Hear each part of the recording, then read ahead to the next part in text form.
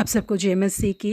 इस सुबह के समय हम एक वचन अध्ययन करेंगे जो हगाई की पुस्तक 2 अध्याय के 23वें वचन से है। क्योंकि मैंने तुझी को चुन लिया है। करारा संगमरमर कहा जाने वाला नीले और भूरे रंग का एक पत्थर एक मूर्तिकारक के द्वारा टूट गया। बस इसके बाद ये किसी काम के लायक नहीं है सोचकर इताली के एक बहुत बड़े आराधनालय के पिछले स्थान पर बेकार चीजों के साथ उसे रख दिया गया। कम से कम 100 सालों तक बिना किसी चीज के लायक वो वहीं पर बेकार पड़ा रहा। परंतु 1505 में उस आराधनालय के अध्यक्षों ने जवान मूर्तिकारक माइकल एंजेलो से आकर पूछा, क्या इस विशाल पत्थर का कुछ हो सकता है? माइकल एंजेलो ने उस पत्थर को बहुत ही ध्यान से देखा और जो हिस्से खराब हो चुके थे उसे उन्होंने काट कर निकाल दिया और बाकी हिस्से के साथ क्या करना है इसे वो सोचने लगे। और उनके जहन में नौजवान चरवाहे दाऊद की तस्वीर आई और वो इस बात पर ध्यान देने लगे कि उस खूबसूरत से नौजवान दाऊद की मूर्ति को मैं इस पत्थर के अंदर से कैसे बाहर निकाल के लाऊं। उन्होंने बहुत ही ध्यान से दाऊद के चित्र को उस पत्थर के ऊपर बनाना शुरू किया। उसके अगले 3 साल तक अपने छेनी और हथौड़े से वो उस पत्थर के अंदर से मूर्ति को निकालने में जुड़ गए। दाऊद की मूर्ति को तैयार करने के बाद माइकल एंजेलो ने अपने एक विद्यार्थी को बुलाया और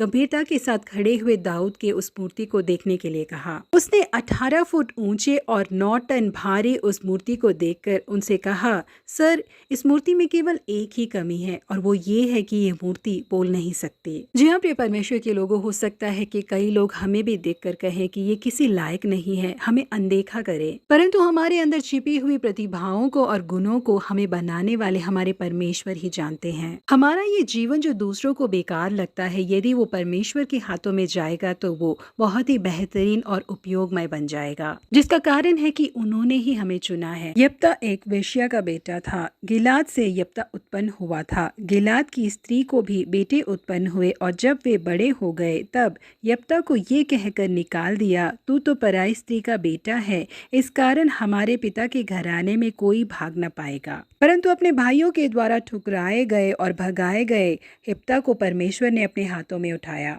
एक युद्ध को लड़ने के लिए जिस प्रशिक्षण की जरूरत होती है परमेश्वर ने उसे दिया। उसने इजरायलियों को अम्मोनियों के हाथों से छुड़ाया और जीत हासिल की और वीर बन गया और उसके बाद इजराइल देश का न्याय करने वाला न्यायाधीश भी बन गया वो। जी हाँ प्रिय परमेश्वर के लोगों, बिल्कुल यप्ता के समान आपको बनाने वाले परमेश्वर ने आपके लिए भी बहुत बड़ी योजनाओं को रखा है। हो सकता है कि लोग आपको पसंद न करे, आपसे नफरत करे, आपको ठुकराए, पर अपने जीवन को परमेश्वर के हाथों में सौंप दीजिए। परमेश्वर आपको अनेक लोगों के लिए उपयोगमय पात्र में बदल देंगे। आपका जन्म इस दुनिया में यूं ही नहीं हुआ है, एक योजना के निमित्त ही आप पैदा हुए हैं, क्योंकि आपकी माँ के गर्भ में ही उन्होंने आपको चुना है। जब आप अपने आप को उनके हाथों में सौंपेंगे तो उन कार्यों को वो निश्चय ही पूरा करेंगे। आपको स्मृति भरे और महिमामय स्तर पर वो खड़ा करेंगे। प्रभु आप सबों को आशीषित करे। Have a blessed day.